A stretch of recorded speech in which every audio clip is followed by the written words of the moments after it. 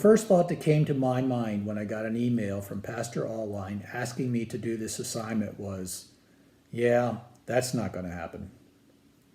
The second thought was, he wants me to talk about wishes? Wishes are not important. There's nothing in the Bible about wishes. Wishes are for birthday candles or children who wish upon a star, and postcards when you sign off saying, best wishes. There's nothing tangible about wishes. It's just an abstract word that has little of consequence attached to it. Many times when someone says, best of wishes to you, it really means, good luck with that. After thinking about it, there is another side to wishes that may be more significant. Wishes can also mean hopes, wants, or desires. There is the old cliche that says, be careful what you wish for, you just might get it. This is usually said by parents to younger people as a warning of unintended consequences. Like when a child wishes for a whole lot of candy and then gets sick from eating too much of it. Unfortunately, we often don't always completely learn this lesson as children, and the cliche comes back to bite us again as adults, whether it be eating too much at a holiday dinner or overspending on something we just had to have, only to find out once we have it that it's really not as wonderful as we had wished. I can recall a time in history when the collective wishes of millions of people as a nation forced changes in international policy. It was a time of great political division and racial unrest and street rioting. For some reason, the ruling policymakers of our government seemed out of sync with the wishes of many people of our country. No, I'm not talking about 2020. I'm talking about a little country in Southeast Asia when our government decided it was important to take a stand against communism in a little skirmish in Vietnam. At first, not many cared, but it escalated into a full-blown war with daily reports of body counts, injured, and promises of victory. It was not to be. Out of this came the peace movement. Remember this symbol? Eventually, the collective wishes of so many people put an end to the war. Even after that, there was such a division over it and a collective yearning or a wish for unity that a clever advertising executive named Bill Backer, who worked for McCann Erickson agency, tapped this collective wish to hawk the product of a major U.S. company globally. Filmed on a hilltop in Italy, it became known as one of the most successful international advertisements ever. At the time, it was also the most expensive advertisement ever made. For those of you too young to have seen it, here it is. Everyone else, I'm sure, will remember it.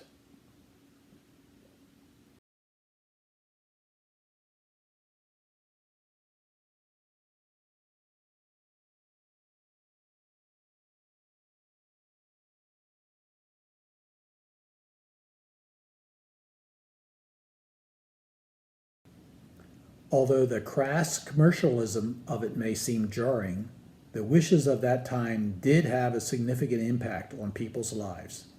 I wish that we as a nation can learn to seek common ground in 2020.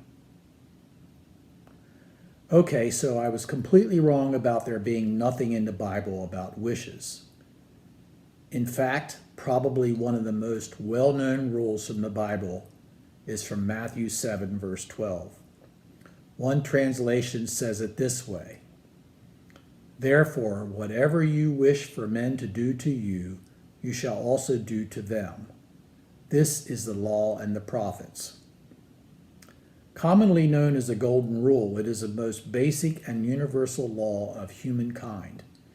Nearly all religions have it in some form as a rule. It is so simple and logically accepted by all, yet it is probably the most abused law the world over. Today's culture constantly reinforces the idea that we should get what is due to us. This is my right. I'm the victim here. If you don't see things my way, You are wrong. Our governments were set up constitutionally to view both sides of any issue and pass laws formed by cooperation to meet the best needs of all. How much time do you think our political leaders spend thinking about the Golden Rule? I wish everyone would remember the Golden Rule more often. Wishes can also be prayers. Most often when we pray for others, we are expressing our wish for health or benefits for individuals or all. Prayer is a good way to focus our wishes on determining the best way to solve a problem. Wishes that motivate us to think about our own actions are most often the most successful. Since this is Advent of the year of 2020, undoubtedly the thing most anticipated and prayed for is an end to the COVID virus. I can't think of any other individual thing that has been more pervasive in changing how we live our daily life. It has changed how we shop, eat out, travel, socialize, worship, go to school, how close we stand to others. We no longer go out to see movies. We watch our stock of toilet paper. My wish and prayer is that a vaccine is successful and we act to protect our own and each other's health. There has probably never been a parent who drove their newborn baby home that didn't think about what they wished for the future of that child. Those wishes certainly have a major role in how parents actively raise their children and what the children eventually become as an adult.